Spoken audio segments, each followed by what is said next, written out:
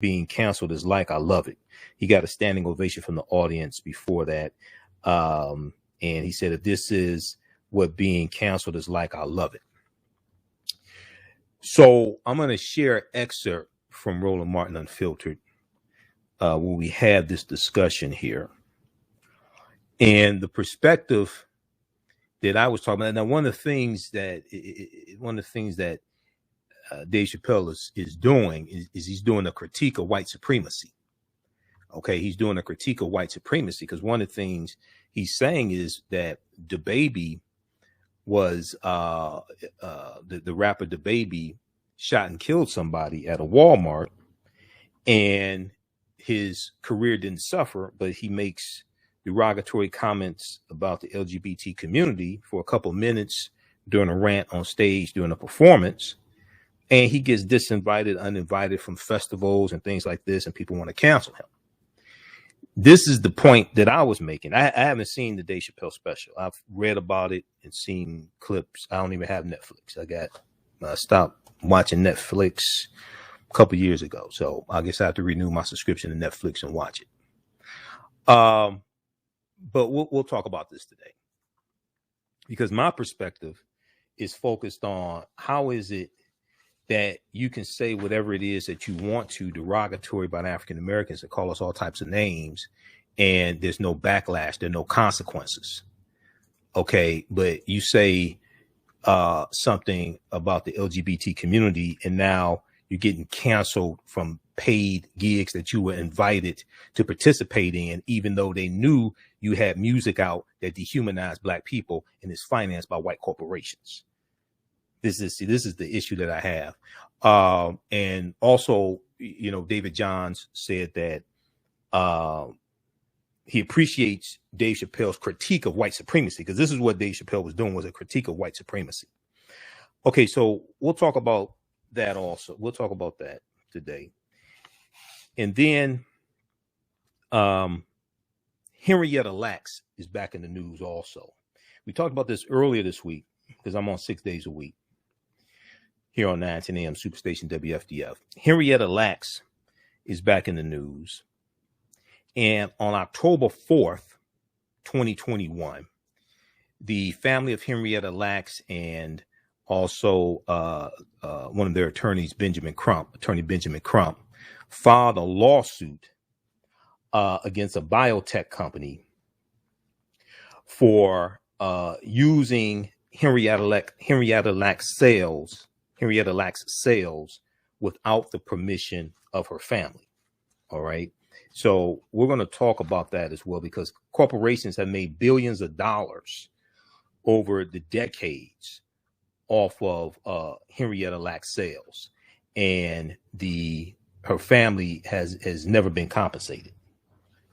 Okay, her family has never been compensated. So we'll discuss that also. And then early in the week, we also talked about this story dealing with a African-American children's author named Jerry Craft. And Jerry Craft is a award-winning, acclaimed African-American children's author. And he was invited to speak at a school in Texas to do a virtual presentation to the school children in Texas. And you had some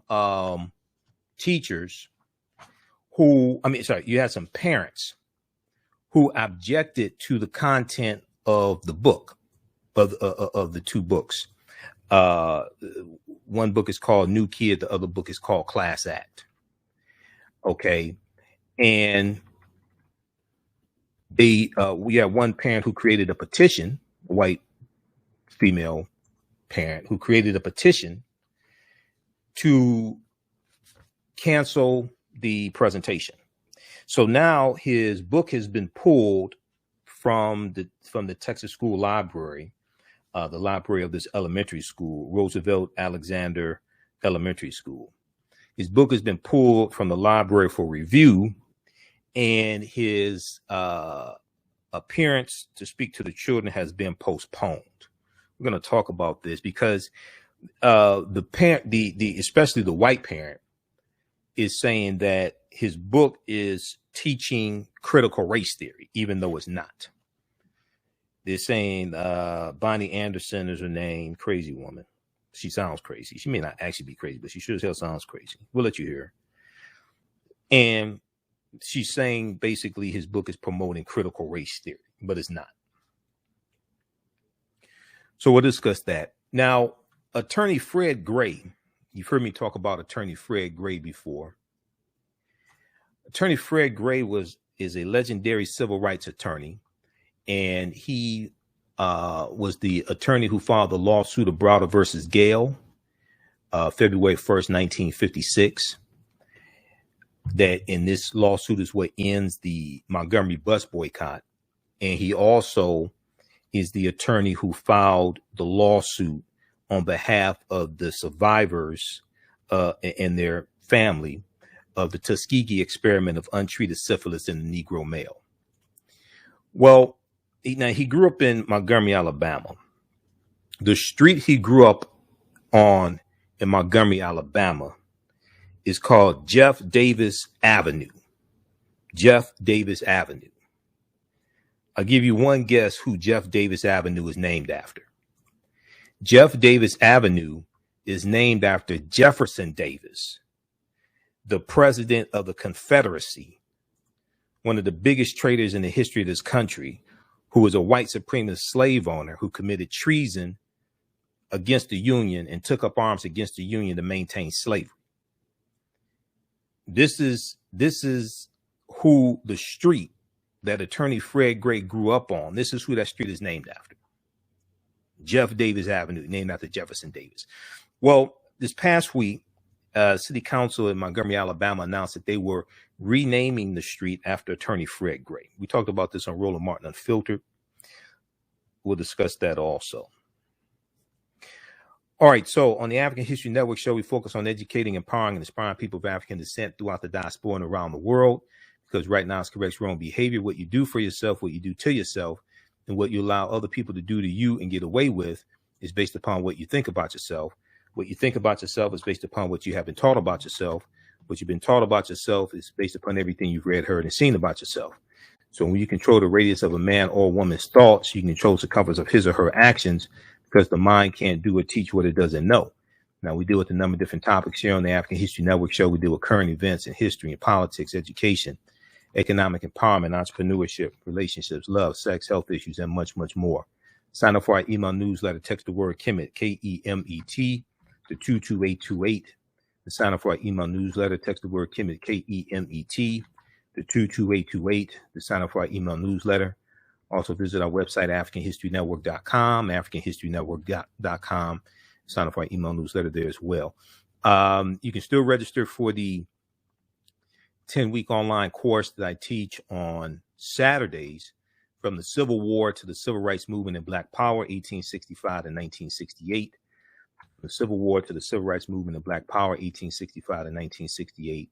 We deal with history after, we deal with some history of what led to the Civil War taking place, starting with the Louisiana Purchase of 1803. And then we deal with the Civil War, Reconstruction, 1865 to 1877. We deal with the Jim Crow era, World War I, World War II. We look at the Great Migration, 1915 to 1970. And we look at this history, especially what happened to us after slavery ended. What were the laws and policies put in place to put us in the predicament that we're in today? Understand where we go from here, but we also look at our successes as well. Land acquisition and how land was stolen from us, businesses that we build, etc. Okay, so you can visit our website, AfricanHistoryNetwork.com, AfricanHistoryNetwork.com. That's from the Civil War to the Civil Rights Movement of Black Power, 1865 to 1968. Okay, calling number is 313-778-7600. 313-778-7600 is the call-in number if you have a question or comment. You listen to the African History Network show right here on 910 a.m. Superstation WFDF on Michael Imhotep. We'll be back in a few minutes. Black on Purpose Television Network. Yes, Black on Purpose Television Network. All black, all positive, all the time. The largest black-owned streaming television network in the world, bringing our people together worldwide. Controlling our messages, our stories, our way. Black TV the way it should be. Black music, Black history, and more. 30 plus channels, thousands of shows. Black on Purpose Television Network. Subscribe now. We all know the cannabis industry is headed toward an uprise in the past decade. What happens when there is a brand that brings this uprise in a blow? The cannabis industry welcomes her uprise. Hustle her hemp. Delivering excellence with pride is her watchword, and how you choose to embrace it makes it a priority. From cultivating rich cannabis into exquisite and tastefully finished CBD products to delivery, Hustle Her Hemp leaves no stone unturned. Hustle Her Hemp's mission is to empower women of color by building business and creating legacies, uniting beauty, health, and business. We are a pure definition of how we want the CBD industry to become in the future. While we are redefining innovation, we bring the same energy to improving the quality of life. Hustle Her Hemp is the new uprise.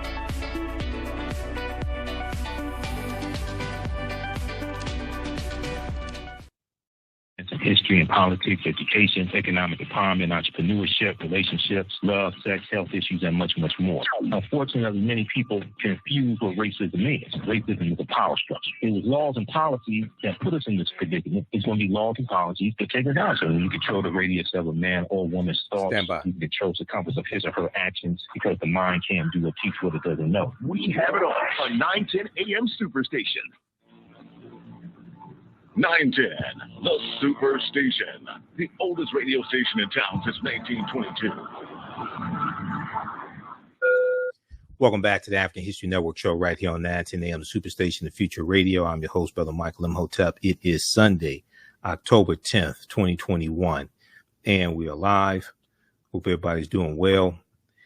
Okay, so Friday, I was on Roland Martin Unfiltered. I'm a panelist on every Friday. And one of the topics that we discussed, I think it may have been at the top of the show, I think. Because I was on Friday and I was on Tuesday also. But one of the topics we discussed was Dave Chappelle's special, The Closer, and the backlash that Dave Chappelle is receiving. Okay, from some comments that he made in the stand-up comedy special, and it's on Netflix. So Netflix is getting some backlash. Dave Chappelle said he's not going to apologize, and he said that this is what getting canceled feels like. He loves it because of the standing ovation he got when he did a screening of the special this past Thursday in Los Angeles. All right. So I want to go to this clip here. We're going to go to clip number 1 from Roland Martin Unfiltered, Jalen. I want to go to this clip here. This is from Friday, October 8th. Now, I have not seen the special yet. I don't spend a whole lot of time. I'll probably watch it, but I don't spend a whole lot of time watching comedy specials and things like that. I don't have that type of time, but I'll probably watch this. So Roland spoke with David Johns, who's the executive director of of one of the organizations that's calling for the special to be pulled, the National Black Justice Coalition. Okay, and let's go to clip 1 here, Jalen. All right, folks. It's really more so about understanding how. Let's go to clip 1 from Roland Martin Unfiltered. All right, folks. Dave Chappelle has a new Netflix special. It's called The Closer. Well, not sitting well with a number of LGBT organizations, Black and others, including the National Black Justice Coalition. They are calling for Netflix to remove the special, saying Dave continues to make homophobic and transphobic comments. Last night, he had a screening of his documentary, the Hollywood Bowl. I was in attendance. He made it perfectly clear. He said he's not concerned. He is not going to get canceled. Joining us right now is David Johns. David leads, of course, the organization I was just speaking about. That is the preeminent Black LGBT organization. So, David, glad to have you back on the show. So please explain to us, why should, from your perspective, Netflix remove this Dave Chappelle special? First, let me say thank you, Roland, for creating space for us to have this conversation. I want to be clear in that it was the desire of the National Black Justice Coalition for us to do this, to have this conversation. And for me, it made sense to make this invitation to Brother Dave Chappelle to have versions of this conversation, including by demanding that Netflix take down the special, because Netflix has offered up resources to help us deal with many of the things that most of us who love Black people care about, which is white supremacy. So I want to be clear in stating that I celebrate Dave Chappelle's comedic enterprise. I appreciate the ways in which so many people rest in the ability to laugh and celebrate and just take a break from the stress and trauma of being Black in this country. And I continue to be astounded by what feels like a lazy attempt at this craft by someone who has demonstrated the ability to be a genius, and forgetting that there are some of us who are also Black and LGBTQIA+. And so, again, all of this to say that I'm very well aware of Mr. Chappelle's comments about resting in the privilege that allows him to feel no regard for the implications of his comedy. And as someone who leads an organization that cares greatly about the overlooked and neglected needs of Black, queer, trans, and non-binary people, I'd like us all to do a little bit better. So how do you respond to folks who say, look, these are comedians. They talk about everybody. They talk about Black people. They talk about gay people. They talk about trans people. They talk about women. They talk about politicians. Yeah. They talk about everybody. Many comedians say that's what comedians do. You're not going to a keynote speech. You're going to a comedy show. Right. What I would acknowledge is, okay, and the next step is to talk about then what, right? So comedy is an art form. It's a form of entertainment that, when we think about the ways that Dave Chappelle has shown up, provides entree, right? Opportunities for us to think more critically and to engage more responsibly with each other. And so for me in particular, I am very much interested in this because Brother Chappelle and I purport to care about Black people. And in particular, when the comedy could lead to Black people, in particular Black people who are women, who are trans, queer, non-binary, who do not have the privilege to say, I don't care what people are saying about me because they're millionaires and have deals with Netflix, right? When we're talking about everyday people who don't have those privileges, I remain concerned about the implications of the joke or the art form. And let's just keep it a buck, right? We're Black people. And a part of this, what I've heard is people say, like, it's jokes. You should just be roasted. And there's two things that are important for me. One is that that's about community, right? If I am in a situation where we're playing a dozen, we should be on equal footing. The ability for Dave Chappelle to make jokes about women and Black trans folks, which are a race where we assume that all queer, trans, and non-binary folks are white, diminishes the ability for people to actually engage in a conversation or to punch back or to otherwise respond. And ultimately, what I'm continuing to try and remind people is that I care about Black folks who are ignored and who are erased. It is the Black lesbians who are being in Chelsea because of white supremacy and then made to be victims because their accusers highlight the ways in which their Blackness overcomes the discrimination they experience as a result of their sexual identity or gender orientation. I remain concerned about Black trans students who are being in schools where people laugh at them and say that. Okay. All right. So that's the beginning of the interview. You can watch the full interview at Roland Martin on Facebook and YouTube. That's from October 8th, 2021. So Roland speaking with David Johns.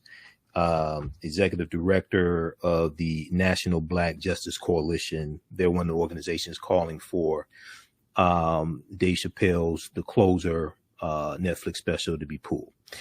Okay, so they talk for a while, and then Roland goes to his panel. I'm on the panel.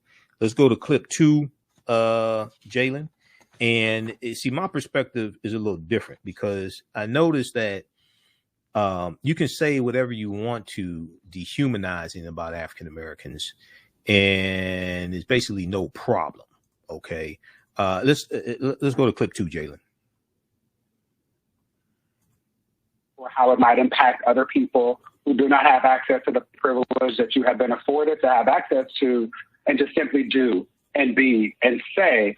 And again, what's challenging for me is knowing that the reality is that so many of us, not all of us, I don't want to speak for all of us, but so many of us do not have that privilege. We are on track to have this year be the deadliest year with regard to the murders of Black trans women. And often, NBJC issues statements, much like the statement we issued around Dave Chappelle, around the murders of Black trans women, that doesn't get a modicum of the traction or energy that this has received. And so my hope is that while Mr. Chappelle continues to do whatever he will do because he's privileged enough to do that we will continue to have these conversations. And that as a community of people who purport to care about Black people, that we will do better. Not only with regard to our language and with regard to how we have conversations with one another, but how we protect and support one another in more meaningful and measurable ways. Michael. All right. How you doing, David? Don't necessarily have so much of a question, but a comment and an observation here. And I've been reading this about Dave Chappelle. I haven't seen the special yet. One of the criticisms that he's getting is defense of comments that DaBaby made that people are saying were homophobic as well. And we know DaBaby got canceled and disinvited from different events. And the concern that I have is that when African Americans are dehumanized, whether it's in music, whether it's in specials called the N-word, B's and things like this, the outrage doesn't take place to talk about removing that artwork that dehumanizes African Americans. But and very quickly here, so DaBaby got disinvited from different events and festivals for making homophobic remarks on stage that was not part of a song. It wasn't recorded, anything like that. But he got invited to the festivals after making songs that dehumanize Black people. And people are largely silent on that. Okay. So that's the conflict that I have. Okay. So, that's my perspective on this. Okay. No, I appreciate that. And I appreciate that. Your thoughts on that? Yeah, I appreciate that. And for me, the problem with the joke and the presentation of this conversation via this big platform is that it affirms this lie that all Black people are cis, heterosexual, and think and operate in the same way, and all queer people are white. And that is a lie. Right. And so if we step back from that, the thing that I find frustrating is that most people are now engaging in this conversation without regard for the fact that, as Dave Chappelle referenced, DaBaby shot somebody in Walmart and then rapped about it in the song where he told his child, I would do it again. That is a problem. We talk so much about violence in the Black community. I want to offer a footnote. There are so many people who have been introduced to NBJC for the first time. Welcome to what we do. We're not new to this.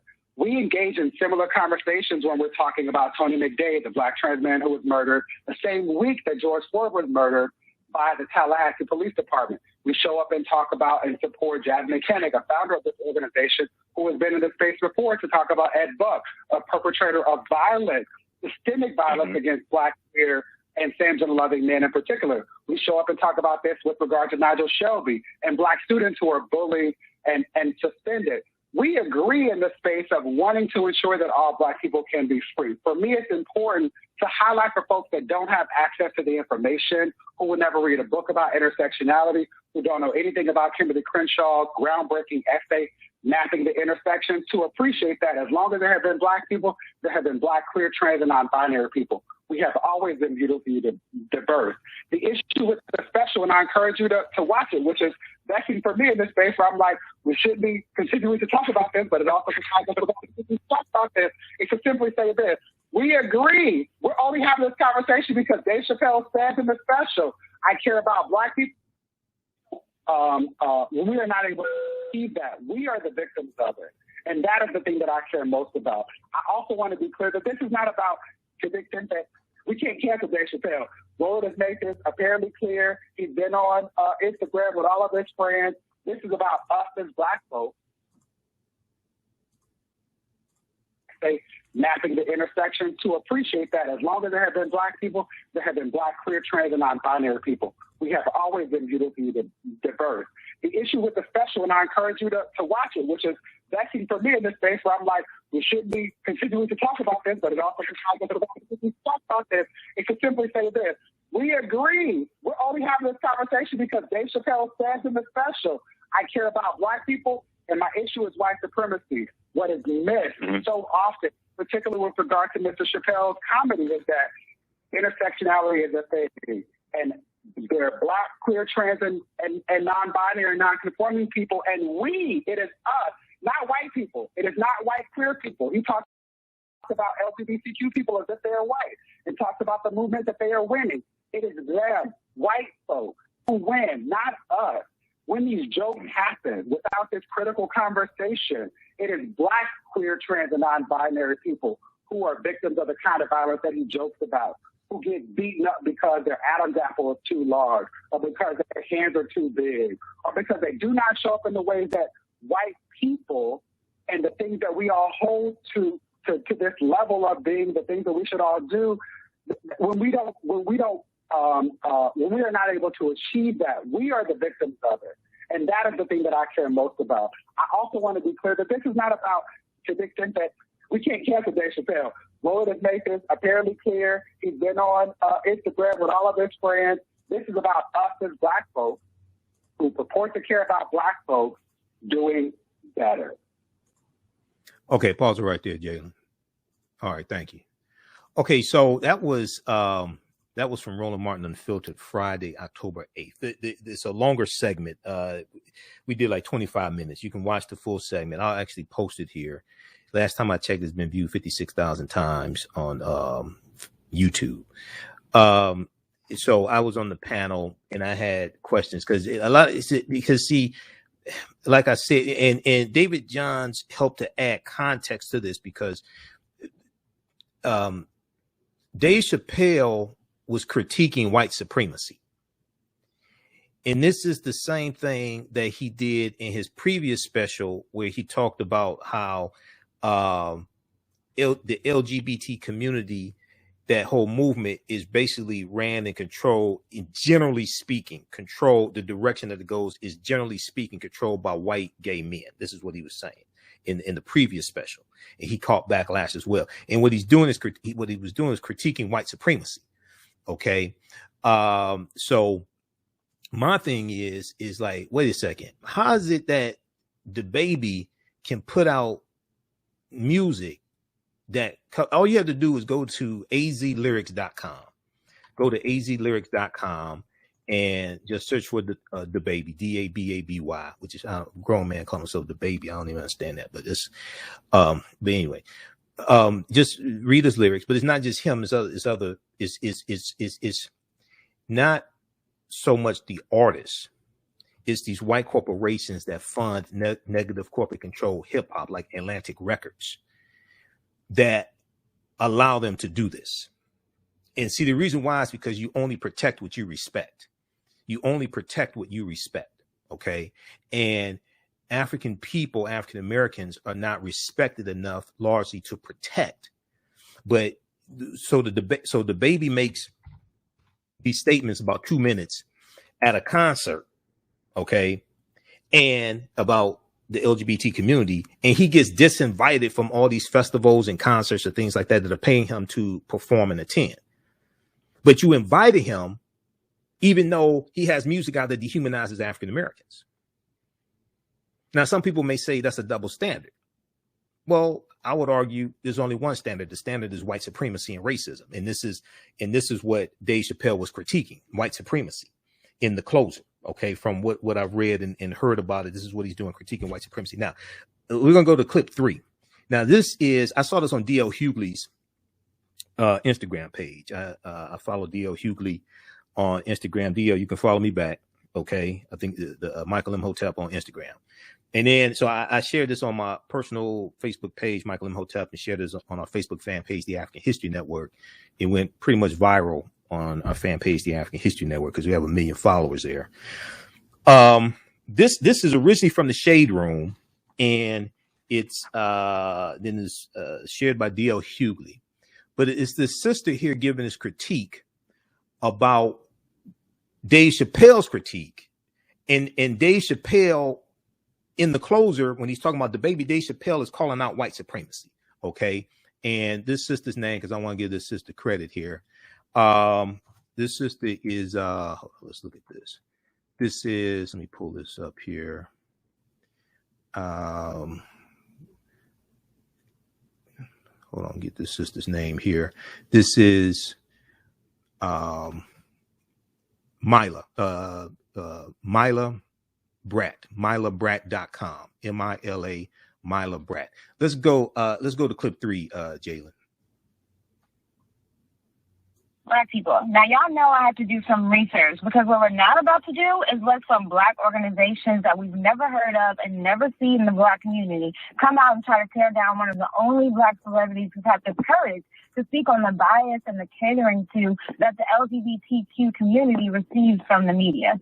Now, all Dave Chappelle did was give an example of how it's okay in American culture, society, and media for rappers to promote violence in the Black community towards Black men, but it's not okay to even slightly offend the LGBTQ community. Google it. DaBaby shot and killed in Walmart in North Carolina. Nothing bad happened to his career.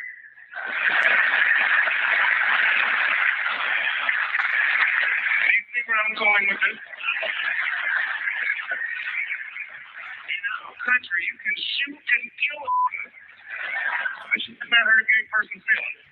Now, the National Black Justice Coalition claims that Dave was somehow perpetuating transphobia, which perpetuates violence, and that 2021 is on track to be the deadliest year on record for transgender people in the United States, thus justifying Netflix to be able to cancel his show. Now, Black people, I have to go look this up myself, because the way they're canceling folks who speak on anything about the LGBTQ community, I thought I was about to see transgender people being killed in the hundreds and the tens of thousands. Literally, 28 transgender people have been killed so far in 2021. I tell you, I cannot make this up. 28. According to Forbes, 350 transgender people were killed in 2020, and only 28 of those deaths happened in the United States. Now, don't get me wrong, any life that's lost unjustly is unacceptable, but this doesn't even make up 1% of the amount of Black women who died in 2021 and 2020, or the amount of Black men who died or were killed by the police. Are you kidding me? Now, at least 4 Black women and girls are murdered per day in the United States. 75,000 Black girls and women are missing in the United States. I haven't seen the LGBTQ community coming out and crying about how Black rappers and Black celebrities should be canceled for degrading Black women, and they are dying at higher rates, extremely higher rates than transgender and the LGBTQ community. Why don't y'all ever talk about the violence that the LGBT community is committing against each other? Because apparently domestic violence is happening at an even higher rate than heterosexuals. Black people. There's never any outrage about Black men and Black women dying, about the conditions that our community is in due to the perpetuating of violence in our music. It's up to us to make our communities safe and decent places to live. So we are going to continue to fight for Black masculinity, because last time I checked, Black men are the only ones who are going to protect Black women. It certainly won't be the LGBTQ community. So Dave was absolutely correct. Okay, so that's let's give her credit here. I know website's Mila Bratt, MilaBratt.com, 2 T's. It on YouTube, Chats with Mila. Instagram, Mila.Bratt, BRATT. We have that on our Facebook and Facebook page, The African History Network. People have been commenting there. So now David Johns added context, because he talked about the work that they do, that the organization does in the community, in standing up for black trans people, black LGBTQ when they're killed and things like this. And they don't, and I could say they largely don't get coverage in the media. Okay.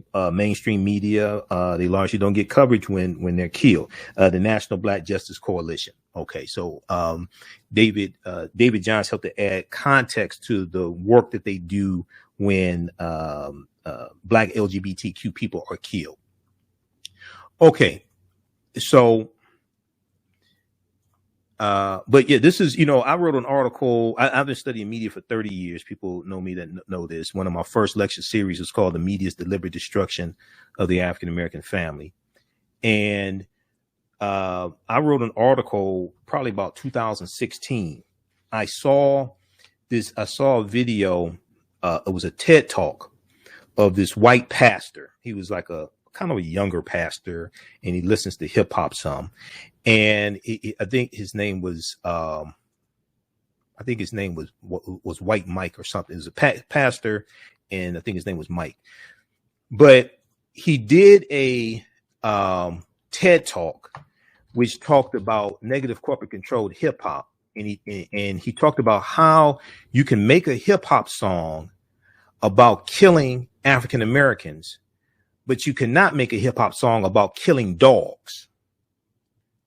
He talked about how dogs are more protected than black people are than African Americans. Because if you make a song about killing dogs, if it actually gets put on a CD, it gets green lighted by the suits and the corporations, PETA is coming out after you. The animal rights groups are coming out after you.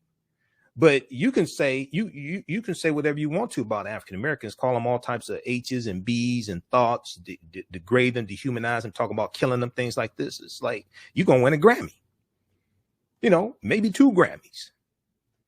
Okay, so you only protect what you respect, and you don't invest in what you detest. You only protect what you respect. So the standard, some people say it's a double standard. I argue the standard is white supremacy and racism, and this is what it is that we're fighting. And if you do not understand European white supremacy and racism, what it is and how it works, everything else that you think that you understand will totally confuse you. This is why we have to engage in economic guerrilla warfare and targeted sustained economic boycotts of corporations that put out negative corporate controlled hip hop, entertainment companies. We should be divesting. We should be putting their names out, divesting from them, because they know better than to put out music that degrades and dehumanizes other people. This is why I said before, this is why I came out so strongly against WAP by Cardi B and Megan Thee Stallion. But 90% of my criticism was against Atlantic Records, because that's the white corporation that financed the music and the music video. They know what they're doing, because they would never have a white female artist put out music like that that's so sexually explicit and things like that and put out a video. They know better, but they let Negroes do like this because that's how they think of us. And then the bass line of the song repeated about 79 times, there's some whores in this house. Well, everybody in the video except Kylie Jenner is of African descent. At some point, something should kick in up here and say, wait a second, hold on. How's it? Why do they project these images of us and then give us an American Music Award and a BET Award and all this award for dehumanizing music like this financed by white corporations? Now, I want to look here at this article for the sake of accuracy here. They talked about the DaBaby and gun charges. So this article here from Charlotte Observer. Rapper DaBaby's gun charge dismissed in connection with fatal North Carolina Walmart shooting. This is from March 9th, 2020. Prosecutors have dismissed their case against Charlotte rapper DaBaby in connection with a fatal shooting in a Huntersville Walmart. A spokeswoman for the Mecklenburg County District Attorney's Office confirmed to the Charlotte Observer on Saturday. Keep in mind, this article is from March 2020. Police said 19-year-old Jalen Craig was shot and killed November 5th, had to be the previous year, 2019, during a fight in the store on Brighton Town Center Drive. Huntersville police tweeted on November 5th, 2018, Just to clarify, a training exercise was happening with the North Mecklenburg SWAT and negotiations team at Lake Norman Charter School when a shooting occurred up the street at Walmart in Huntersville. The two incidents are unrelated. Now, DaBaby, whose real name is Jonathan Lindell Kirk, was charged with misdemeanor carrying a concealed gun, court records show. On Thursday, back in March 2020, prosecutors made a motion in court to continue the case against DaBaby, Jonathan Lindell Kirk, because a key civilian witness was unavailable. Prosecutors made a motion in court to continue the case against Kirk because a key civilian witness was unavailable. DA's office spokeswoman Megan McDonald said in Saturday's email to the Charlotte Observer. Mecklenburg County District Court Judge Matt Osman denied the motion. According to McDonald, it was not immediately known Saturday why Osman denied the motion. Quote, without that witness, the state could not proceed, and as a result, dismissed the charge. Without the witness, the state could not proceed, and as a result, dismissed the charge. In an obscenity-laced video on YouTube, rapper DaBaby said he was in the store shopping with his 1- and 5-year-olds and their mother, quote, when somebody pulled a gun and tried to take my life, end quote, the Charlotte Observer previously reported. He said his daughter could have been hit, son could have been hit. His lawyers telling me not to say nothing, but 2 people walk down on you and your whole family threatening y'all, whip out a gun and y'all let me see what y'all going to do. Okay, so you can read the rest of this here, but there's some background information on, since it was brought up in the stand-up, in the closer stand-up special on Netflix from Dave Chappelle. That's some background information on that. We just posted that link here on the thread of our broadcast also. We're coming up here on a break in a few minutes. You listen to the African History Network show right here on 910 AM Superstation Future Radio. Calling numbers 313-778-7600, 313-778-7600 is the call-in number if you have a question or comment. All right. Also, if you like this type of information, you can support the African History Network, $ the AHN show through Cash App, $ the AHN show through Cash App, and then also through PayPal.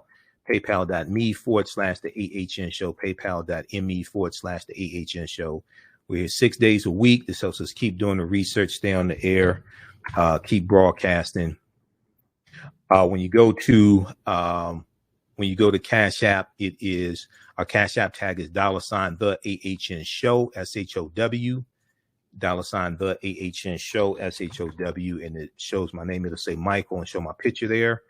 Okay, these other ones here are fake African History Network Cash App accounts. All right, so that's not me. All right, this is ours, $ the AHN show, SHOW. I want to let you know that I'll be speaking.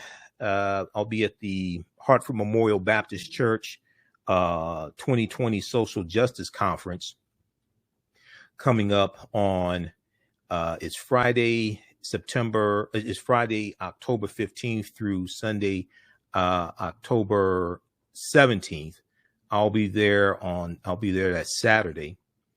I'll be speaking on Saturday, and their keynote speaker this year is Minnesota Attorney General Keith Ellison. Okay, Minnesota Attorney General Keith Ellison, who led the prosecutorial team in the conviction of Derek Chauvin for the murder of George Floyd. Okay, so I'll be doing a workshop there. My workshop is 10 a.m. on Saturday morning, 10 a.m. classroom 306. Tickets are $25 to the full conference. Okay, and they're going to have a number of workshops. I usually speak there each year. Sister Mary Grant invites me to do a workshop. I'll have a vendor table there also. The website is hmbcnetwork.org. hmbcdetroit.org. hmbcdetroit.org is their website. They have information there how to purchase tickets. I think you can purchase tickets at the door also. We'll have more information as well. But be sure to come to my workshop. I'm going to deal with Black liberation theology as a tool to fight against white supremacy, okay, and deal with some historic and deal with a history of how Black liberation theology has been used to fight for freedom of African Americans going back during slavery and during the civil rights movement also, okay? But visit their website,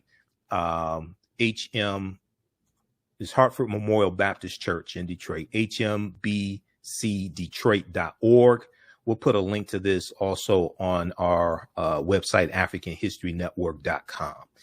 Okay, we'll be back in a few minutes to listen to the African History Network show right here on 910 a.m. Superstation, the Future Radio. I'm Michael Imhotep. We'll be back in a few minutes. 910 a.m. Superstation, a division of Adele Media.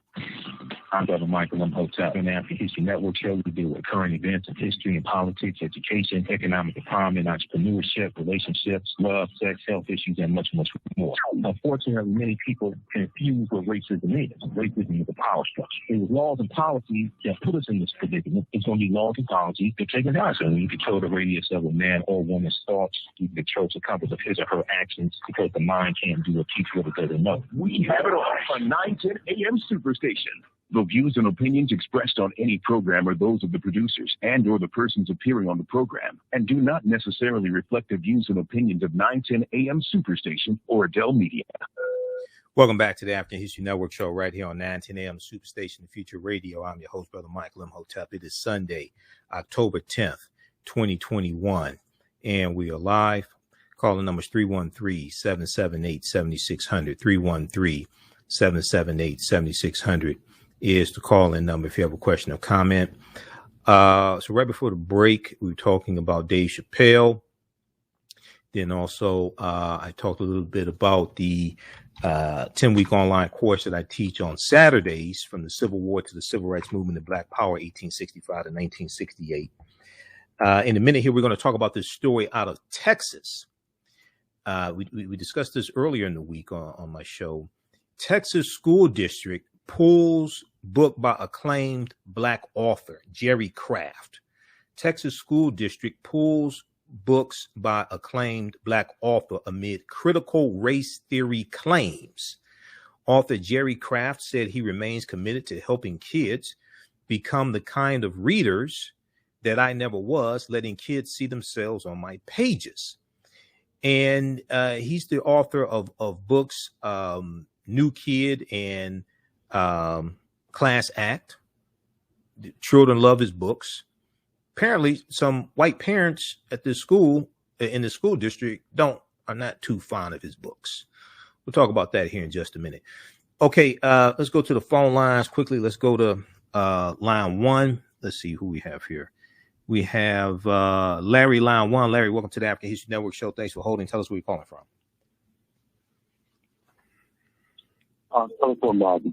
From Detroit. Michael, one of the things that we have to understand is that this whole Hollywood entertainment industry is plagued with these individuals who have to lend themselves to the mindset as part of their oath, as part of their, if you're going to make $20 million or become a top-notch actor or entertainer, there are certain things that you are required to do. A little while ago, they were doing a series and a document on the subject.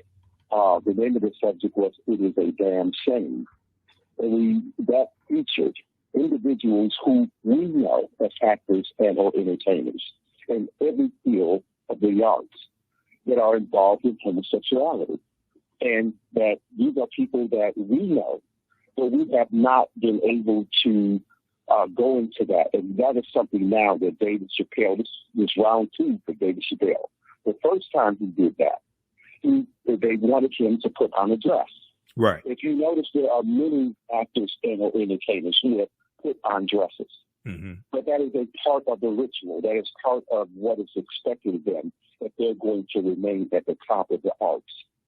So that in itself, this time around, make no mistake about it, there is something that they're fearful that David Chappelle is going to reveal, and they want to silence him. They want to shut him up. They're afraid that they're going to be exposed. Okay. Thank you, sir, for taking my call. All right. Thanks for calling.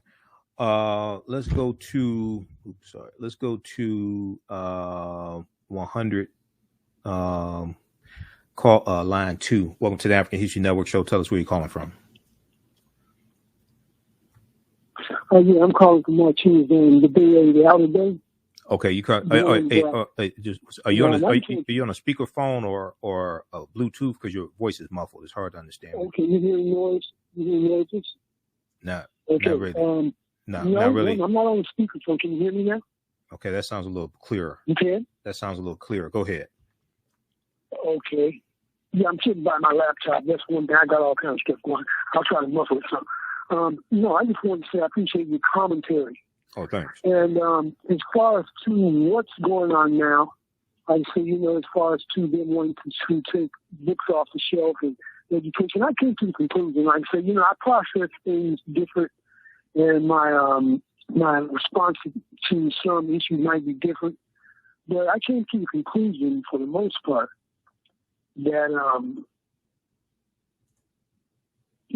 I don't like. I'm straight to the point in a lot of ways. These satanic powers above, those down there. You have these people down there. It just seems like just took a push of a button, and it's just open season for stupidity. Okay, there's no way that Mr. Kraft's books should be took off the shelf, and then at the same time, like you said, as far as to what do they call this? Critical race theory. I mean, actually, that's some type of concoction that they came up with, critical race theory. Because when you think about it, it's like, wow, because in the first place, what they're trying to do is cut everything in the middle of history, and as the younger people grow into learning what they want them to learn, they'll never really understand what American history truly is.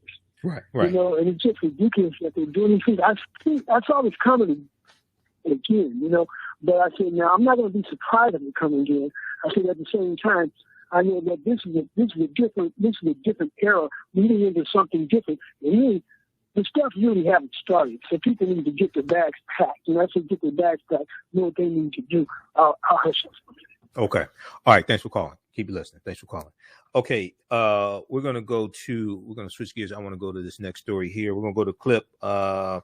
We're going to go to clip 4 in just a second. Jalen, Caddy ISD pulls books, cancels author's visit after parents petition claiming subject matter teaches critical race theory. So I saw this story earlier in the week.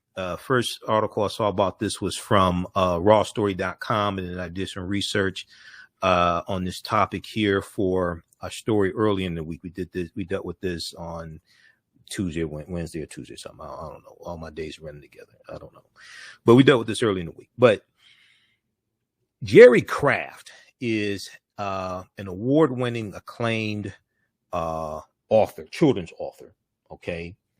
And he has 2 books that children really read and they use in schools called New Kid and Class Act. New Kid and Class Act. Okay. Now, this deals with Texas. The Caddy Independent School District, Caddy ISD, Caddy Independent School District, said they have temporarily removed books by an award-winning children's author from their library shelves after an outcry from parents claiming the subject matter promotes critical race theory. Maybe they want to correct it, and it was largely white parents complaining. Okay. Well, it wasn't all white parents. The petition got 500 signatures. There was a petition on change.org. The petition has since been taken down because it violated policies from change.org. Now, Jerry Craft is the writer and illustrator of New Kid and Class Act, the sequel. The sequel to New Kid is called Class Act. He is the winner of the 2020 Newbery Medal the Coretta Scott King Author Award, Dr. King's widow, Coretta Scott King Author Award, and the Kirkus Prize, Kirkus.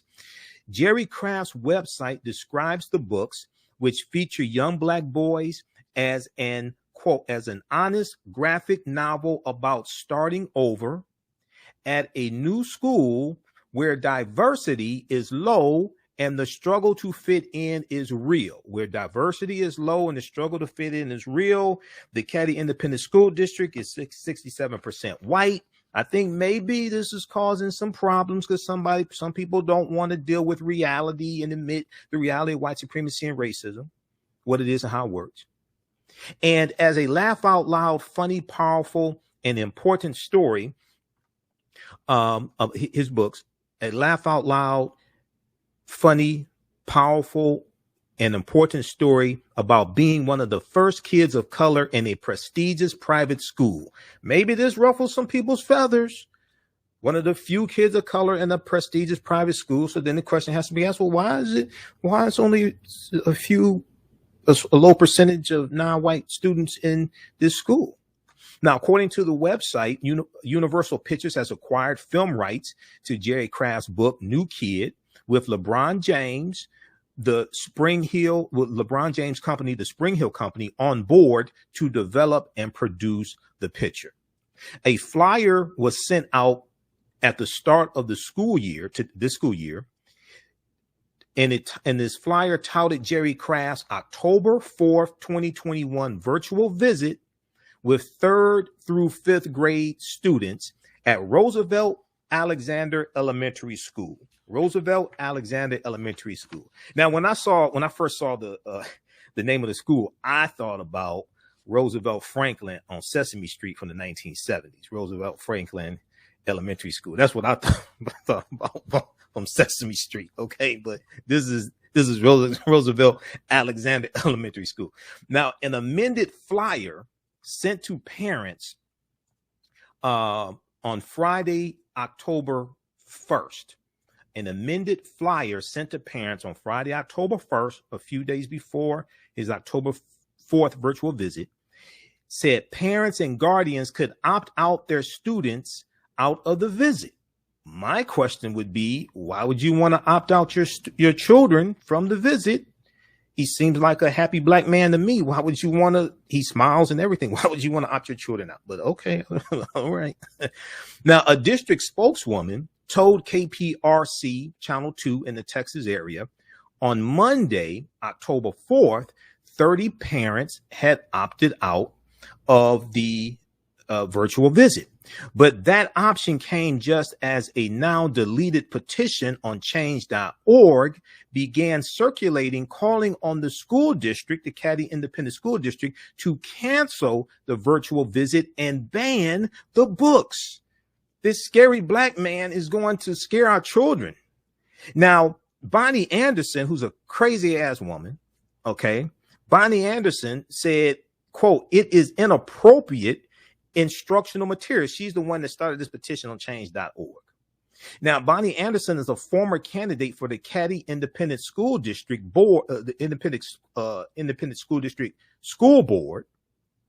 And she's also a party in a lawsuit against the district's mask mandate, which all starts coming together because I'll bet you $100 who she voted for in the last presidential election. This is the whole weaponization of critical race theory, that evolved from the protests from white Republicans, white ringers, when it came to mask mandates. And this is metastasized into critical race theory. And most of them can't tell you what critical race theory is.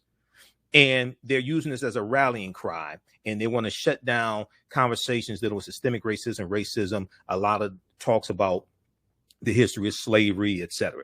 Now, Bonnie Anderson says the petition garnered 500 signatures before she says it was taken down for violating the change.org community guidelines. Okay. She said, quote, they are pointed at white children displaying microaggressions to children of color.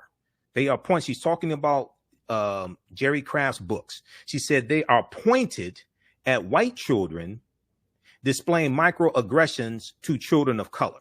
Okay. Now, this reminds me of that crazy case coming out of Tennessee. Notice these are former Confederate states. These former Confederate states that took up arms against the Union to maintain slavery and committed treason. You know, we talked about the story. CNN had the piece that dealt with the book ban in Tennessee schools. Okay. A school in Tennessee. We'll bring that up. That's some nonsense. And they're saying, oh, the book, it was 4 books that dealt with the civil rights movement, okay, for children. And these books were pulled because it's alleged that they promote critical race theory and all types of nonsense. Bonnie Anderson said they are pointed at white children displaying microaggressions to children of color. The books don't come out and say, quote, we want white children to feel like oppressors, end quote, but that is absolutely what they will do. Now, I'm not sure what I'm not sure if Bonnie Anderson has like degrees in childhood psychology or education or anything like this, or what empirical data she's citing. And I'm not sure if she's taken a poll of children and said, does this book make you feel like an oppressor or anything like this? I don't know where she's getting this nonsense from. Maybe Fox News or OAN or something like that. I want to go to this clip here. Let's go to clip number 4. And this is from Click 2 Houston, Channel 2 in Houston, that has some reporting on this incident. New at 6 o'clock tonight, campus controversy, a petition circulating over a scheduled guest speaker at one Katy ISD school. That speaker is a children's book author. Jerry Kraft writes stories about African-American boys dealing with race issues in school. So a group of Katy ISD parents is calling that critical race theory, and that's where this petition comes in. KPRC2 Sion Rhodes live at Alexander Elementary School. Sion, the district is hitting the pause button on that author's virtual talk with students, at least for now, we understand. That's right, Dominique, and it goes even further than that virtual visit being postponed today. I just learned that those books have now been removed from the district's libraries while Katy ISD reviews them. A flyer sent to parents of Roosevelt Alexander Elementary School students touted the October 4th virtual visit of award-winning children's author Jerry Kraft. According to his website, Kraft's books New Kid and Class Act tell the stories of young black boys who experienced culture shock at a private school with little diversity. They were pretty excited about it. Mary Lee Sanchez says her kids were looking forward to the visit and already fans of the books. He loved it. He thought it was really funny. It is inappropriate instructional material. Bonnie Anderson had a different reaction. They are pointed at white children displaying microaggressions to children of color. The flyer gave parents a chance to opt out, but Anderson decided to start a now deleted petition on change.org to have the event canceled. So the books don't come out and say, we want white children to feel like oppressors, but that is absolutely what they will do. They're uncomfortable with touching that subject. They're uncomfortable with knowing that they're part of the problem. In September, Governor Greg Abbott signed into law a bill banning the teaching of critical race theory in K-12 public schools.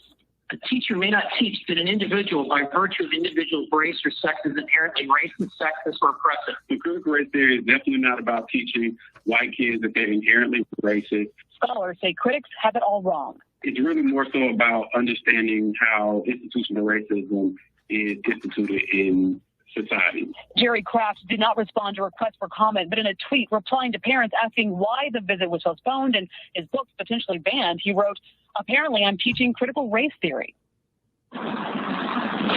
Now, in a statement to KPRC2, Katy ISD said they did receive a formal complaint to review Kraft's books last week, and they added to that statement saying that per Katy ISD policy, instructional day activities are put on hold until that review occurs. The author has been invited to present outside of the instructional day, and the district is now working on that. They also say that the books will be reviewed in the next 15 days. So we'll give you an update when we find out what happens after they review these books by this scary black man. You know, when you have parents say, oh, it's going to make white children feel like oppressors, what are you basing this upon? Are you basing this upon you feeling guilty? Like, what are you basing this upon? What evidence are you citing? So read this article here from Click 2 Houston and also one from NBC News. Okay. And if we look at this one here from Click 2 Houston, also, they did some good reporting on this. They cite one college professor, Darius Benton, who said that the scholars are saying that the critics have critical race theory wrong. And Darius Benton is saying that these people have critical race theory wrong. Okay. He said critical race theory is definitely not about teaching white kids they are inherently racist. It's really more so about understanding how institutional racism is instituted in society, organizations, and government. And this is a conversation a lot of people don't want to have, because when African Americans understand how these laws and policies are used to oppress many of us, then they'll vote these people out of office, like these Republicans that are passing these oppressive laws. They'll vote them out of office. So a lot of people are trying to keep this in the bag. They don't want this information to get out, okay? Because they know there'll be consequences and repercussions. We'll continue this on the other side of the break, and we'll talk about Henrietta Lacks as well, this huge lawsuit filed against Thermo Fisher Scientific about using Henrietta Lacks cells without the permission of the family, allegedly. Listen to the African History Network show right here on 910 AM Superstation, WFDF. I'm Michael Imhotep. We'll be back in a few minutes. History and politics, education, economic empowerment, entrepreneurship, relationships, love, sex, health issues, and much, much more. Unfortunately, many people confuse what racism is. Racism is a power structure. It was laws and policies that put us in this predicament. It's going to be laws and policies that take us out. So when you control the radius of a man or woman's thoughts, you control the compass of his or her actions, because the mind can't do what what it doesn't know. We have it all on 910 AM Superstation. 910, the Superstation, Detroit's only African-American talk radio. Welcome back to the African History Network show right here on 910 AM Superstation, WFDF. Okay, right before the break, we were talking about this story out of Texas where acclaimed African-American children's author Jerry Craft was his virtual presentation he was going to give to 3rd through 5th graders at an elementary school there in the Texas area has been postponed. Roosevelt Alexander Elementary School has been postponed when the white parents started a petition to cancel his virtual visit and pull his books from the school library, etc. Okay, so read this article here from NBC News. Texas school district pulls books by acclaimed Black author amid critical race theory claims. Okay, so it's I can't tell you what critical race theory is, but they're just scared to death. But anyway, this is an example of how Americans are very ignorant of history and why America must have a massive history lesson. Okay. I'll be speaking Saturday, October 16th at the Social Justice Conference 2021 for Hartford Memorial Baptist Church here in Detroit. My workshop is 10 a.m. The conference is $25. Keynote speaker this year for the conference is Minnesota State Attorney General Keith Ellison. Keith Ellison led the prosecution of Derek Chauvin, who murdered George Floyd. Visit their website. Visit the website for Hartford Memorial Baptist Church. They have information there. HMBCDetroit.org. Hartford Memorial Baptist Church. HMBCDetroit.org. For more information, you can purchase tickets. There'll be workshops. Mine is at 10 a.m. I'll be dealing with a history of Black liberation theology used as a tool to fight against white supremacy. So this is going to be good. Okay. And there's a luncheon as well with Keith Ellison. He's going to be the keynote speaker. They have the whole schedule there. We'll talk about this some more on tomorrow's show. All right. I want to get into this next topic here. So Henrietta Lacks is back in the news, and on October 4th, 2021, which was Monday, it was the 70th anniversary of the passing of Henrietta Lacks, who passed away October 4th, 1951 from cervical cancer. Okay. And her family is suing a pharmaceutical company that they allege has been using her sales without the permission of the family. Okay. And Henrietta Lacks has been, there've been a number of articles written about her. There's the book by Rebecca Skloot. Her grandson has a book out also. Her grandson, David, has a book as well. But I want to go to this clip here from, this is from the Readout with Joanne Reed. We're going to go to clip, I think it's clip 7. Did I send you clip 7? We're going to go to this clip here in just a second. But we talked about this earlier in the week. And Henrietta Lacks' sales have been used in a number of different medical experiments, and they've been used to advance science also. Okay, this should be actually this should be clip number 8.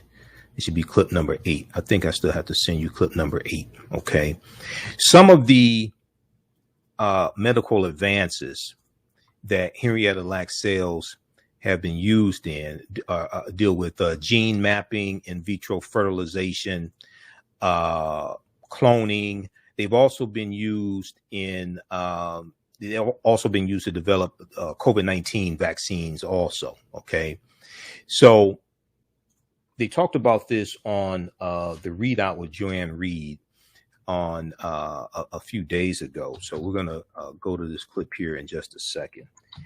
The call-in number is 313-778-7600. 313-778-7600 is the call-in number if you have a question or comment. All right, I just sent clip number 8 to you, Jalen. Some of the medical discoveries and scientific breakthroughs that Henrietta Lacks' cells have been used in include, she laid in 1953, her cells were used to lay the groundwork for the polio vaccine. 1956, her cells were used to help understand the effects of X-rays on human cells. 1956 also, her cells were used to help develop cancer research methods. 1964, her cells were used to help understand, I just emailed it to you. In 1954, her cells were used to help understand how space travel may impact astronauts in future manned missions. They took, I talk about Henrietta Lacks in my lecture series, Great African Women in History, the Mothers of Civilization. And they took her cells into outer space to see how they would react in zero gravity. Also, in 1964, her cells were used to shed light on treatments,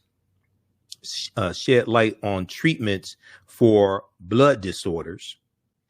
And in 1985, they were used to help understand the spread of HPV, the human papilloma virus. So there have been numerous scientific breakthroughs, numerous medical experiments that Henrietta Lacks' cells have been used in the making of,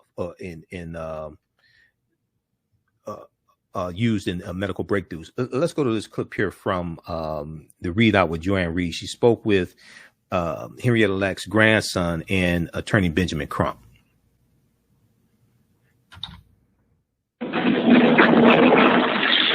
I want to tell you about Henrietta Lacks, or Henny, as her family called her. She was a mother of 5 and a grandmother to dozens. She loved to cook and dance, often with one of her kids. According to her family, she was a beautiful Black woman full of style and grace. and was the emotional touchstone for her family. In 1951, she was diagnosed with an aggressive form of cervical cancer. And this is where she changed the world. Here's the thing. She had no idea. That's because when Henrietta Lacks went to Johns Hopkins, the only hospital that would treat black patients, doctors took samples of her tissue without her knowledge or consent and sent them to a cancer researcher working at the hospital. That researcher discovered that unlike others, her cells had the rare ability to survive and regenerate. Those cells could essentially live forever, the first of its kind. And they took advantage of that with great success. Today, her cells have been used in almost every realm of scientific research, such as the polio and HPV vaccines and in vitro fertilization, and were even used to help research the COVID vaccines. Henrietta Lacks died shortly after her diagnosis, but her cells continued to be used. Scientists shared her private medical information with the press. They even shared her genome, her personal genetic code, with the public. This was all done without consulting her family. According to the Wall Street Journal, scientists today buy her cells for anywhere from $400 to thousands of dollars per vial. Yesterday, her estate filed a lawsuit against the biotech company Thermo Fisher Scientific, accusing it of profiteering off of Henrietta Lacks' cells. The company has not publicly responded to the suit. I'm joined now by Ben Crump, one of the family's attorneys, and Ron Lacks, Henrietta's grandson. And Mr. Lacks, thank you so much for being here. I just want to put up for the audience just some of the things that your grandmother's cells have helped to advance. Everything from the polio vaccines, as I mentioned, understanding X-rays in the human cells, the Ebola and HIV vaccines, trying to understand, the ineffectivity of Ebola and HIV, et cetera, et cetera, et cetera. When did your family find out that your grandmother was the source of all of those scientific miracles? Thank you, Joy, for having me. It's a pleasure. Decades. Yeah. My mother was the one that found out by accident. She was having lunch with a friend of hers down the street. And the professor that was coming to lunch, her neighbor introduced her as Barbette Lacks, and he told her, we're working with someone named Henrietta Lacks, and she told him that's my mother-in-law, and that's how we found out. You know, Ben, there's a sense of the dehumanization of black bodies and black life here, where she, while a human being with a life, that's how we try to describe some of her life, was just treated as a product that could be bought and sold and disposed of at will by a company, this company, Thermo Fisher Scientific, and by Johns Hopkins. It's a wild sort of reality that, you know, black life was treated this way. What do you hope to gain from this lawsuit? What do you think will be gained? Well, obviously, Henrietta Lacks' miraculous cells were unprecedented. So we know that this would be a precedent-setting lawsuit, not just for simple justice, not just for social justice, but for genetic justice, Joy Reid, justice that will flow from generation to generation. And when you think about Henrietta Lacks being treated in this just inhumane manner, as if she was a lab rat, which was very common at the time when they did medical experimentation. What it was tantamount to was medical racism. But through all that evil, we have this miraculous discovery of this black woman whose cells have become the cornerstone of modern medicine. And every pharmaceutical corporation in the world has made billions and billions of dollars, yet her family has not made one red cent. And what we're saying in this lawsuit, they have the right to define her legacy, to benefit from her legacy, and to pass her legacy on to their generations of children yet unborn, because her life matters. You know, there's a feeling almost like this is sort of another way that slavery operated, right, Mr. Lacks, that, you know, that your grandmother, while human, was just seen as, you know, Ben Crump said, as a product that could just be bought and sold, and that her family was owed nothing. It's shocking to me that Johns Hopkins, was there any communication at the time with your grandmother to say to her, you know, you have miraculous cells or something miraculous about you. Would you be interested in any way in joining? I mean, I don't know. I know Black people weren't even treated in most hospitals. Did her doctors communicate with her at all? What they were doing? Not at all. Matter of fact, my grandfather told the story of so many doctors coming into her room was strange to them, period. You know, that she was getting so much attention. A Black person didn't get that much attention back then. So they knew something was wrong then, but never explained why. It's shocking. So just for those who are watching, this is the HeLa cell. They literally named it after her. So they were like hiding in plain sight. It's called the HeLa, which stands for Henrietta Lacks. So the lawsuit then is asking the court to order Thermo Fisher Scientific to disgorge the full amount of its net profits obtained by commercializing the HeLa cells. Do you have any idea sort of what those profits have been over the years in total?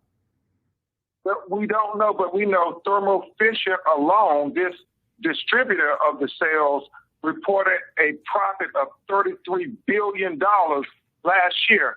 And that's not to say what Merck Pharmaceutical, Pfizer, Johnson & Johnson, I mean, it's billions upon billions. And that's when you think about George Floyd this past year and how the corporations all made these pledges to social justice. Well, a lot of them were pharmaceutical companies as well. So if you want to honor that pledge, well, do right finally by Henrietta Lacks. Do right by Henrietta. And I'm with Mr. Ron Lacks, George. You are the perfect person to talk about this because you've always been an outspoken advocate for Black women to get their recognition because so often they're disrespected, and never has that been more abundantly clear than with Henrietta Lacks. Thank you. Her name. Amen.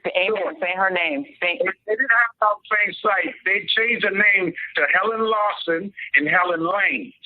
They tried it. They tried it. And then you wonder why Black people don't trust the medical establishment and why we have to beg and plead with people to get vaccinated. They don't trust the system. These are the reasons that people don't trust it, y'all. There is a real reason people don't have trust. Ben Crump, thank you so much for doing what you do. Ron Lacks. Show your book. Show your book. Absolutely. Show your book. There you go. The Untold Story right there. All right. Henrietta Lacks, The Untold Story. Definitely. Y'all pick that up. Ben Crump and Ron Lacks, thank you both very much. Okay. So that is from the Readout with Joanne Reed. I just sent you a clip, Jalen, from Roland Martin Unfiltered. This is going to be clip 9. We talked about Henrietta Lacks on Roland Martin Unfiltered on Tuesday, October 5th, because I was on twice this week. And they wanted me on the show Monday, but I was too busy Monday. Roland's producer contacted me and asked could I come on Monday. I said I can't do Monday, but I can do Tuesday. So that's from Roland Martin Unfiltered. That's from the Readout with Joanne Reed, MSNBC. And that clip is from that was this past week. Let's see here. That's at MSNBC.com. That's from October 5th. That's from Tuesday, October 5th. Do Right by Henrietta Lacks, family attorney, a Black woman whose sales are commercialized by pharmaceutical company. Now, if we look here at this article we'll post a link here from the Readout. Okay, so you can watch this full clip in its entirety. We'll go to clip 9 from Roland Martin Unfiltered because we talked about Henrietta Lacks there as well. We'll go to that in just a second, Jalen. If we look at this article here from NPR, National Public Radio, Henrietta Lacks' estate sued a company saying it used her stolen sales for research. Okay, so they filed this lawsuit on Monday, October 4th, which was the 70th anniversary of the passing of Henrietta Lacks, October 4th, 1951. So they held a press conference announcing this lawsuit. So here's a picture of the press conference. Now, tissue taken from the woman's tumor before she died of cervical cancer became the first human cells to be successfully cloned. The first human cells to be successfully cloned, reproduced indefinitely ever since. Okay, because her cells were reproduced every 24 to 48 hours.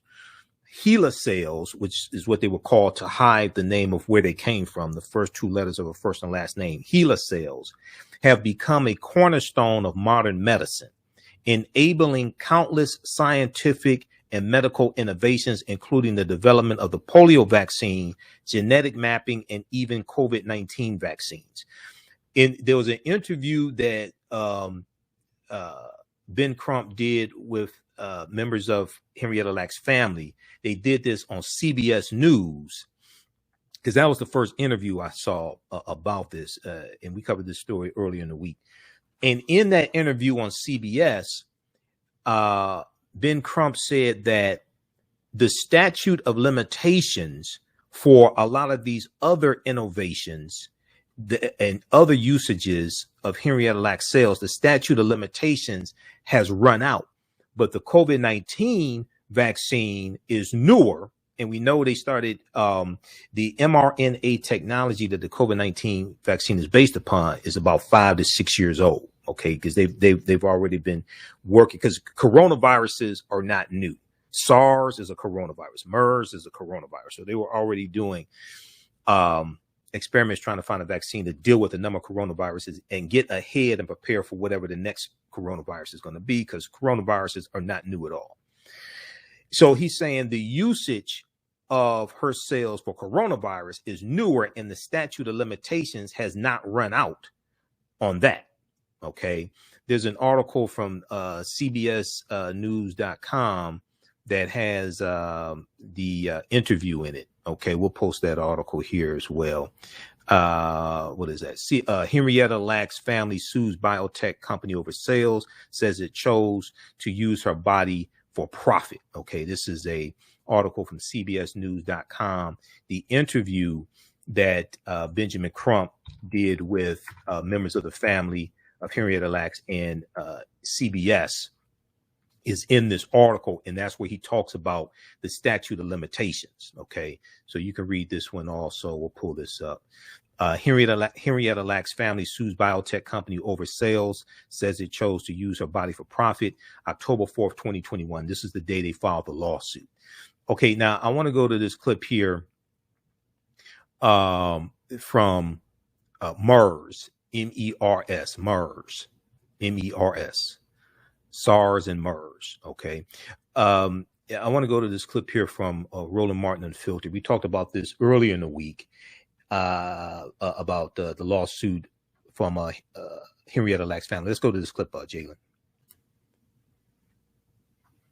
100. All right, folks, the estate of Henrietta Lacks is suing a biotech company, claiming it's been selling her cervical cells without her knowledge or the estate's knowledge or consent. The federal lawsuit says Thermo Fisher Scientific knowingly mass-produced and sold the tissue obtained through what it calls a racially unjust medical system. The cells in question were taken in 1951 by doctors at Johns Hopkins. Lacks was terminally ill at the time, and her cells have been used for use in countless scientific research studies since. Her family says now it's time for justice for Henrietta Lacks. About time. Yeah, 70 years later, we mourn Henrietta Lacks, and we will celebrate taking back control of Henrietta Lacks' legacy. This will not be passed on to another generation of Lackses. Amen. We stop here and we move forward to get control of Henrietta's legacy, and I would like to restore my family's honor. Throughout the years of watching my family go through what they went through, my dad being ignored in courthouses, my grandmother defamed by, she had to sign her name with an X. My grandmother had beautiful penmanship. It's in my book, Henrietta Lacks, The Untold Story, where I share my stories of my family's plight to get here where we are today. And God brought us here together over these 70 years. It wasn't time back then. It's time now. The time is now. All right, folks, the lawsuit wants a court to block their use without permission and force the $35 billion company to hand over profits from the telesales. What do you make of this, Mustafa? Well, the company should have already settled. It would just make sense that they've made billions of dollars off of this. There's a history of the extraction of black body parts. You can go back to Dr. J. Marion Sims in the 1800s when they were actually experimenting on enslaved people at that time. He's known as the father of gynecology because of all that he did to black women. So this is just, it keeps playing out decade after decade. So I hope that this family actually gets the restitution that they deserve. Teresa? Yeah, it's a disgrace. But again, I am just in awe. Again, history is now catching up to them. I hope everybody gets their book. I mean, because again, we can't allow these things to happen. And I think, you know, when we actually sign up and say we are organ donors or we are not, we need to ensure that whatever medical professional are following the law. Michael? You know, Roland, this is great news. I talked about this last night on my show. You know, yesterday was the 70th anniversary of the passing of Henrietta Lacks also. Not only was her cells used in polio vaccine and gene mapping and in vitro fertilization, but also Attorney Benjamin Crump said yesterday in an interview that it was also, her cells were also used in the COVID-19 vaccine. And he said her cells have been used since basically 1951, but the statute of limitations has ran out on a lot of other uses. But because of COVID-19, that's something new. And this is something that they're really pushing in the lawsuit. So it's a brilliant strategy. Thermo Fisher Scientific, on their website, they said their annual revenue is $35 billion a year. So hopefully they get everything that they deserve in this lawsuit. It's long overdue. All right, then, folks. Take a real short. Okay, pause right there. All right. Thank you. Okay, thanks, Jalen. Okay, so, yeah, on their website, Thermo Fisher Scientific says their annual revenue is $35 billion. Now, in the interview there with Joy Reid, Attorney Benjamin Crump said their profit reported last year was $33 billion. So I don't know if the profit's actually $33 billion, but on their website, they say their revenue is $35 billion. So if they made a profit of $35 billion and their revenue was, if they made a profit of $33 billion, their revenue was $35 billion. That's wow. That's unbelievable. But okay, anyway, very quickly here, we're going to go to the story about Attorney Fred Gray, Jalen. So that is clip number, I don't know, what is that? 7? Hold on. That's Attorney Fred Gray, clip 7 from Roland Martin Unfiltered. We'll go to that in just a second here. Also, Wall Street Journal reported about Henrietta Lacks this week. This article from this headline from the Wall Street Journal, Joy Reid talked about this. Henrietta Lacks, the name of this article is Henrietta Lacks and her remarkable sales will finally see some payback. Actually, this article is from August 1st, 2020. Wall Street Journal. Henrietta Lacks and her remarkable sales will finally see some payback. In the article, the Wall Street Journal talks about how scientists today buy HeLa cells, Henrietta Lacks cells, HeLa cells, and cells with modifications from anywhere from $400 to thousands of dollars per vial. Okay, these are her sales. Scientists today buy HeLa cells and cells with modifications for anywhere from $400 to thousands of dollars per vial. All right, now I want to go to this last story here. So, Attorney Fred Gray, legendary civil rights attorney. Attorney Fred Gray was the attorney who filed the lawsuit of Browder versus Gale, February 1st, 1956. And this is the lawsuit that actually ended the Montgomery Bus Boycott. Okay, the Montgomery Bus Boycott didn't end because they put the bus company out of business or something, like some people think. No, that's not what happened. The lawsuit went all the way to the U.S. Supreme Court. The plaintiffs were Aurelia S. Browder, Susie McDonald, Claudette Colvin, and Mary Louise Smith, 4 African-American women who at various times refused to give up their seat on Montgomery, Alabama buses as well, including Claudette Colvin, who did so 9 months before Rosa Parks. So Attorney Fred Gray filed that lawsuit. Attorney Fred Gray also sued the federal government on behalf of the survivors of the Tuskegee Experiment of untreated syphilis in a Negro male and their family, okay, and got reparations for them. That's Attorney Fred Gray, a legendary civil rights attorney. So there's this article here from the Montgomery Advertiser, newspaper there in Montgomery, Alabama. Attorney Fred Gray grew up in Montgomery, Alabama, okay? And the name of the street that he grew up on is called Jeff Davis Avenue. Jeff Davis Avenue. The street is named after Jefferson Davis, who was the president of the Confederacy. And Jeff Davis was from Mississippi. He was a traitor to the Union and a white supremacist slave owner. This is the street that Attorney Fred Gray grew up on. This is who it's named after. Okay, we talked about this on Roland Martin Unfiltered. Let's go to this clip, Jalen.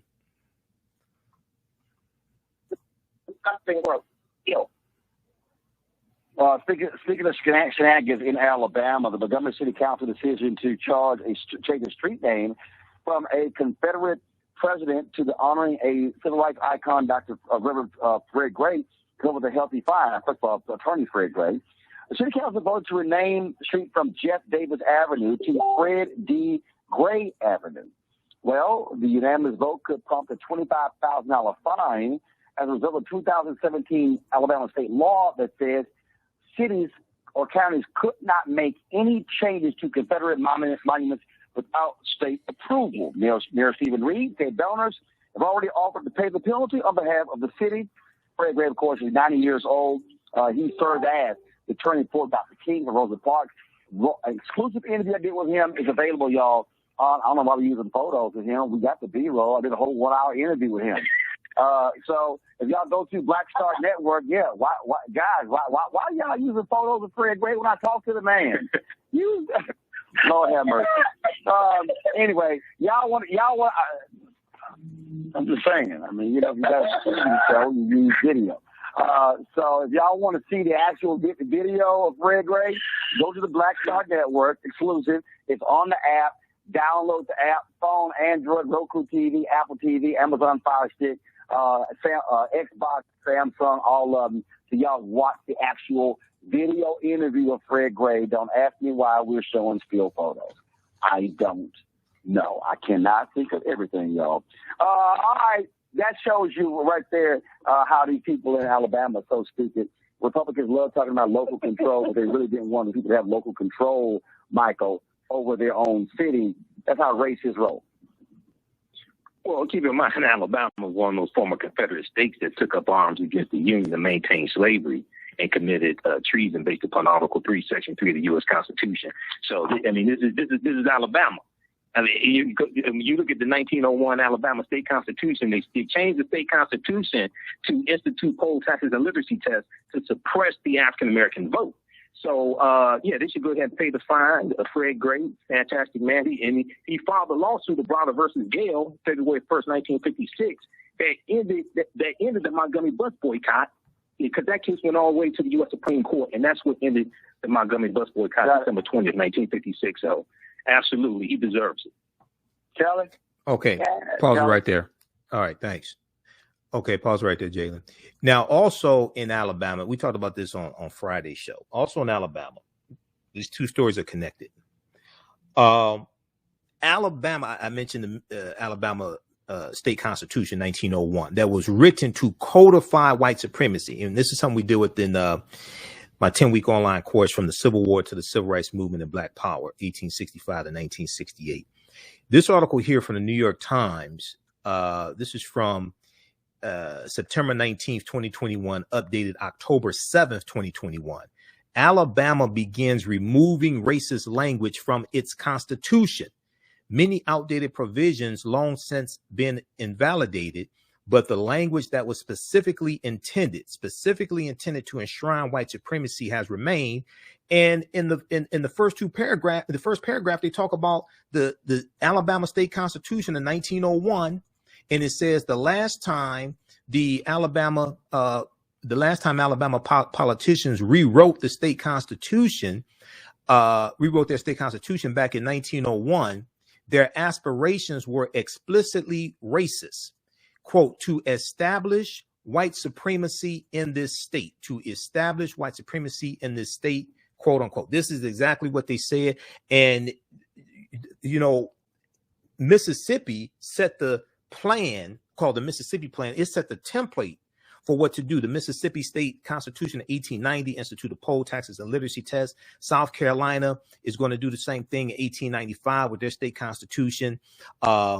Then you have Louisiana in 1898. You have Alabama 1901. And this is after Reconstruction ends. And you have this effort of these former Confederate states to take back control of all aspects of life, political structure, state legislatures. They start segregating schools and segregating streetcars and trains, et cetera. And then the U.S. Supreme Court is going to rule that this is legal in the 1896 Plessy versus Ferguson U.S. Supreme Court case also.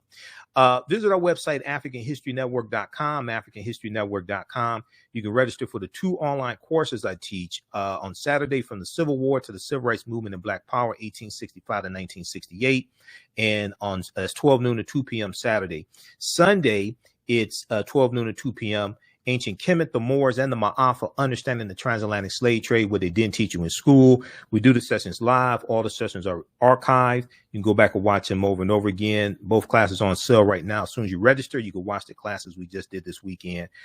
We have to get out of here. I'll see you at Hartford Memorial Baptist Church Saturday, October 16th. Right now, it's correct wrong behavior. It's not over till we win. Wakanda forever. We'll talk to you tomorrow. Peace. All right, everybody. That's the end of the show. How's everybody doing? We're only on for 2 hours on Sundays, on 9:10 a.m. Superstation WFDF. Monday through Friday, we're on 11 p.m. to midnight. Okay. Visit our website, AfricanHistoryNetwork.com. All my DVD lectures are there, digital downloads. You can register for the online courses that I teach. This helps support the African History Network. We'll post a link here to register. These are all some of my presentations. We have this 15 DVD bundle pack of my lectures also. That's on sale, $100. The Michael Imhotep Black History Month bundle pack. Those lectures are good anytime. Let me post a link here. We had a great class today. We had a great class this weekend of from the Civil War to the Civil Rights Movement. And one of the things we talked about was we dealt with the end of World War, the end of the Civil War. We dealt with Reconstruction era. That's the main thing we talked about, the Reconstruction era. We're about to get in next class. We're going to get into the 1876 presidential election, Rutherford B. Hayes versus Samuel J. Tilden, which leads to the Compromise of 1877, which ends Reconstruction and rolls back the advancements African Americans were making also. In this class here, Understanding the Transatlantic Slave Trade, what they didn't teach you in school. This class just started up. Okay, we just had class number 2 this weekend. So as soon as you register, you can start watching the content. The classes are archived. We do them live. They're archived. It's not like a Zoom meeting like you have for work where you can see everybody there and you see little kids running around in the background or something like that. No, you can see me. I can't see you, so you don't have to worry. Okay, and also, if you like this type of information, you can support the African History Network, $ the AHN Show through Cash App, $ the AHN Show through Cash App, and also through PayPal, paypal.me/the AHN Show. This helps us keep doing the research, keep broadcasting 6 days a week, stay on the air, pay some of the bills, etc. So we definitely appreciate that also. And this is our official Cash App account, $ the AHN Show through Cash App. These other ones are fake African History Network Cash App accounts. It's not me. Our tag is $ the AHN Show, SHOW. And when you go to it, it shows my name. It says Michael and shows my picture there. These other ones, I did not set these up, and I'm trying to get them shut down. Okay. If you want me to do a presentation for your group or organization, Kwanzaa's coming up. Other events are coming up as well. Email me at ahnshow@africanhistorynetwork.com, ahnshow@africanhistorynetwork.com if you want me to do a presentation for your group or organization. All right. And follow us on our Facebook fan page, The African History Network, The African History Network. Turn on live notifications there. That's our Facebook page. Follow me on my YouTube channel, Michael Imhotep, IMHOTEP. Turn on live notifications so you know when we go live. And you can sign up for our email newsletter. Text the word Kemet, Kemet, to 22828. To sign up for our email newsletter, text the word Kemet, Kemet, to 22828. To sign up for our email newsletter also. We have to get out of here. Remember, at the African History Network, we focus on educating, empowering, and inspiring people of African descent throughout the diaspora and around the world, because right now it's correct wrong behavior. Also, with the online class, if anything, the online class or any of the lectures or anything, if you want to pay through Cash App instead of PayPal, email me, okay, and we'll work that out. Okay, we can do that through Cash App. We just have to process it a different way. All right. Remember, we focus on educating, empowering, and inspiring people of African descent. Right now, it's correct wrong behavior. It's not over till we win. Wakanda forever. And we'll talk to you tomorrow. Peace. Black on Purpose Television Network. Yes, Black on Purpose Television Network. All black, all positive, all the time. The largest black-owned streaming television network in the world. Bringing our people together worldwide. Controlling our messages, our stories, our way. Black TV the way it should be. Black music, Black history, and more. 30+ channels, thousands of shows. Black on Purpose Television Network. Subscribe now. Gain knowledge in minutes from insightful summaries of progressive and socially conscious books. Blacklisted gives you access to curated content that'll satisfy